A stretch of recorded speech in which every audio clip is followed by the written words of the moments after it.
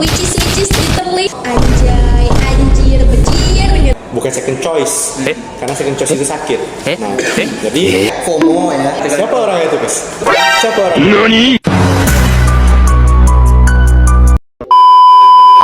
Hello guys, welcome to Potix Podcast The Antics. So di sini kita bersama Hafiz, Halo. Dava, Halo. dan Divo. Halo. Oke guys, tema kita hari ini adalah berbahasa di era Gen Z. So guys, kita ini kan Gen Z ya. Hafiz juga Gen Z ya kan? Iya Gen Z. dong. Hafiz sendiri lahir di line berapa nih? Aku tahun 2005. 2005. Kalau Dava? 2006. 2006. Sama Divo? 2006. Sama 2006. Masih muda. Oh iya. Ya kan line 2000 tuh line Gen Z ya guys. So, di Gen Z ini pastinya banyak banget berbagai bahasa ya guys. Dari mulai bahasa-bahasa yang slengean gitu ya. Terus juga ada mixed language. Tahu gak sih yang kayak anak-anak jaksel gitu? Which is literally mixed language. Menurut David tuh gimana sih? Mixed language ya. Positif Language. dan negatifnya tuh apa gitu? Kalau positifnya ya mengikuti era globalisasi sekarang ini, bahasa mix itu berarti mengikuti perkembangan zaman karena mengikuti bahasa dunia. Terutama sekarang yang paling sering dipakai adalah mixed language dengan bahasa Inggris. Nah, kan negatifnya ya kadang ada yang sembarangan saja mengucapkan mixed language tersebut karena ya kadang dia hanya ikut-ikutan orang saja, atau istilah kita Gen Z-nya ya FOMO ya. Mixed language sendiri kan banyak ya guys, mulai dari pencampuran dari bahasa asing serta dan Indonesia tuh kan berbagai macam budaya ya guys, berbagai macam bahasa kita tuh banyak banget. So kalau menurut Divo, bahasa kita sendiri, bahasa Indonesia bercampur dengan bahasa daerah tuh gimana sih? Kalau mixed language dalam arti kata kita mencampurkan bahasa Indonesia dengan bahasa daerah, menurut aku sih biasa aja sih. Menurut aku sih no problem gitu kan. Kayak sekarang aku ngomong tadi ini kan juga mixed language. Aku bilang no problem gitu kan. Karena kita juga berada di prodi bahasa Inggris gitu. Jadi untuk memix itu saja penyampaian kata-kata tersebut jelas dan memang tidak mengandung unsur-unsur yang menyesatkan. Menurut aku nggak salah gitu. Nah, sedangkan kita dalam konteks bahasa daerah itu malah menurut aku bagus karena kita pastinya bertemu orang-orang yang berada di daerah yang sama dengan kita. Contohnya aku sama Hafiz, ya kan Bez? Iya. Nah, aku mungkin bukan orang Ocu, tapi aku Minang, tapi bisa sedikit-sedikit bahasa Ocu juga bisa bahasa Minang gitu loh. Jadi kami dalam sehari-hari itu yang sangat bercampur gitu loh. Dalam 5 menit kami bisa ngomong 3 bahasa. Indonesia, Minang, Ocu, bahkan bisa Inggris dalam 5 menit. Jadi menurut aku sih itu tuh malah membuat kita itu lebih berpikir, otak kita itu lebih bisa menyesuaikan gitu loh dengan kondisi-kondisi dalam waktu yang singkat gitu loh. Berarti sesuai tempat juga pastinya ya kan? Nah, kalau Hafiz sendiri kan melihat nih kita ngomong kan sering bahasa Ocu, Manong, nah, segala macam kayak gitu ya. Itu kalau berada di masyarakat itu rasanya gimana, Hafiz? Kayak kita kan bukan semua orang bisa paham gitu loh bahasanya. Gimana sih rasanya? Ya rasanya agak apa sih, perlu membiasakan juga karena terutama di tempat saya tinggal itu kan emang 100% dominan bahasa Ocu setiap hari gitu kan. Nah berbeda di sini, entah di Panam, entah di Pekanbaru gitu kan, lebih kita kan pakainya bahasa apa kan, bahasa kalau bisa bahasa Indonesia dulu gitu. Nah itu saya tuh agak terbata-bata bilang aku, kamu, Agak shock. Iya agak shock gitu. Pas Kayak awal sampai di Pekanbaru ya, iya. membiasakan diri berbahasa Indonesia gitu. Kayak kalau di Bangkinang itu kan kayak aku, saya, kamu, itu kan agak terlalu formal gitu. Nah kalau kami pakai kan den, waang, nah, gitu. Tapi waktu ketemu teman yang bisa pakai bahasa daerah gitu kan. Siapa orang itu, Guys? Siapa orang? Agak tahu ya. Sus banget. Nah, sus banget itu juga bahasa Gen Z loh. Terus ada beberapa bahasa yang dibilang bahasa modern tapi malah jatuhnya itu kasar gitu loh. Jatuhnya itu malah memiliki makna negatif. Kita kilas balik tahun 2019, itu ada kasus yang cukup menggemparkan internet pada saat Bener itu. banget. Betul. Itu soal kasus penggunaan kata anjay. Anjay. Nah, kata anjay sendiri ini dipercaya kalau itu merupakan plesetan dari kata anjing, yang merupakan kata kasar. Anjing lu, anjay. Gitu. Nah, jadi menurut Dafa nih, menurut Dafa memplesetkan kata tersebut yang merupakan sebelumnya kata kasar, tetapi diplesetkan dengan dasar supaya kayak gaul gitu loh, supaya Biar bahasa terdengar kasar gitu ya. tidak dianggap tidak kasar, padahal itu sebenarnya kasar. Itu Benar, menurut kasar. menurut Dafa gimana? Sebenarnya tergantung penggunaannya gimana. Tergantung dengan siapa kalian bicara. Kalau dengan teman akrab mungkin bisa ditoleransi lah ya. Tapi kalau dengan formal atau dengan orang lebih tua mungkin bisa dibilang tidak terlalu layak lah. Baru bertemu Itu disebut- gitu. Iya, baru bertemu. Mereka juga nggak pasti paham gitu Iya. ya, bahasa. Tuh, Dafa sendiri pernah nggak sih ngomong anjay, anjir, bejir gitu? Harus diakui pernah sebenarnya. Tapi cuman ke teman-teman akrab aja.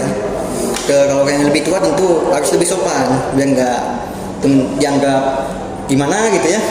Kalau sekedar nongkrong, kalau menurut aku sih oke-oke aja, karena kita lihat lagi tongkrongan kita kan, ada yang menoleransikan kata-kata itu, ada yang bahkan lebih gitu toleransinya kata-kata kasar yang lebih kasar gitu.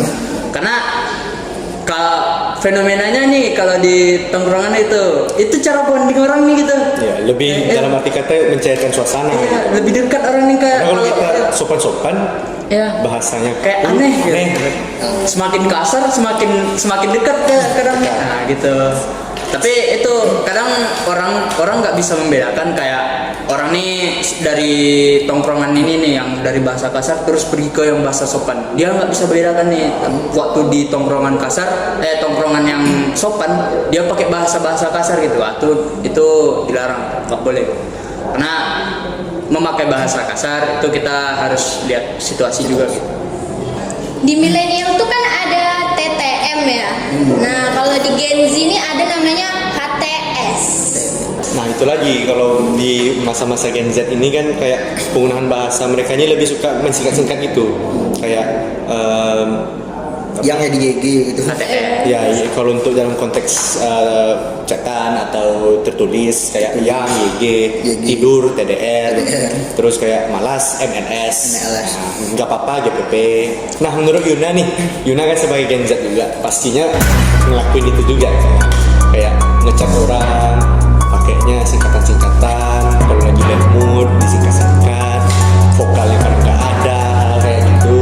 Nah itu tuh gimana sih pendapat Yuna tentang hal-hal seperti itu? Apakah itu normal atau itu sebenarnya dinormal-normalkan atau gimana? Jadi untuk aku sendiri, aku jarang banget chattingan disingkat-singkat. Paling kalau disingkat-singkat tuh kalau lagi sibuk, benar-benar sibuk banget. Nah gitu. Mungkin karena zaman ya, karena internet juga kita sering baca-baca di mungkin postingan-postingan yang sudah terbiasa dan familiar dengan bahasa tersebut gitu. Jadi lebih ke sesuai konteks saja ya, Iya. sama situasi. Nah jadi kita melihat kalau berbahasa di Gen Z ini kayak bercampur gitu kan, ada yang mix, ada yang betul-betul kaku, ada loh orang-orang di Gen Z dia lahiran 2000 tapi dia memang cara berbicara, cara dia menghubungi orang itu kaku gitu loh, masih sesopan itu loh, masih sebaku itu bahasanya, tidak ikuti perkembangan zaman. Tetapi itu completely normal sebenarnya, tetapi kita sebagai Gen Z memperhatikan itu pastinya rasanya aneh gitu dan canggung. Weird gitu. Iya. Apain kok kayak gini orang nih, padahal itu menurut dia itu normal dan memang seharusnya seperti itu. Jadi menurut aku sih berbahasa di Gen Z ini cukup bervariasi sih dampaknya, ada yang baik ada yang buruk. Jadi menurut kalian Gen Z ini udah darurat berbahasa nggak untuk dalam bahasa Indonesia gitu? Udah deh. Menurut aku sih enggak sih, karena menurut aku semakin bervariasi itu malah semakin bagus gitu loh. Karena kan kita melihat kayak ke negara tetangga gitu loh, Malaysia. itu kan mereka nggak fully Melayu sekarang, bahkan banyak yang mix sama Inggris, tapi mereka kayak nggak menghilangkan dasar bahasa mereka gitu loh, masih tetap Melayu, masih banyak orang yang menggunakan bahasa Melayu tapi di mix. Dan aku rasa sih nggak masalah sih selagi bahasa Indonesia itu masih berada Menjadi di bumi, yang utama. menjadi yang utama gitu loh, bukan second choice, karena second choice itu sakit. Nah, jadi selagi itu menjadi bahasa yang utama dan kita masih kayak ini kita ngobrol juga masih bahasa Indonesia, walaupun mungkin ada satu atau dua kata yang gunakan bahasa Inggris atau bahasa daerah, menurut aku sih nggak ada masalah. Jadi itu dampak yang menurut aku sih baik gitu loh. Tetapi dampak buruknya pastinya yang kayak aku bilang tadi, orang-orang malah merubah perspektifnya bahwa bahasa yang baik dan benar itu bukan bahasa yang asik gitu loh, bukan bahasa yang berkembang, malah kayak dibilang kayak ketinggalan zaman lu, norak lu gitu loh. Jadi itu sih negatifnya menurut aku. Kalau menurut kalian gimana? Kalau aku sih ya tergantung penggunaan kita sehari-hari ya tentunya. Ditambah lagi tidak bisa juga dibilang darurat berbicara karena sudah ada beberapa bahasa luar yang diserap ke dalam KBBI sehingga sudah menjadi bahasa resmi kita juga sebenarnya. Bahasa Inggris seperti influencer yang aslinya sebenarnya pengaruh tapi sudah dipakai oleh Gen Z, dan bukan hanya Gen Z tapi juga seluruh generasi yang ada di Indonesia sekarang ini. Karena bahasa itu juga berkembang gitu, Iya. Selalu ada kosakata yang baru gitu. Kalau menurut Apis, Untuk menurut saya sendiri ada baiknya, ada yang buruknya.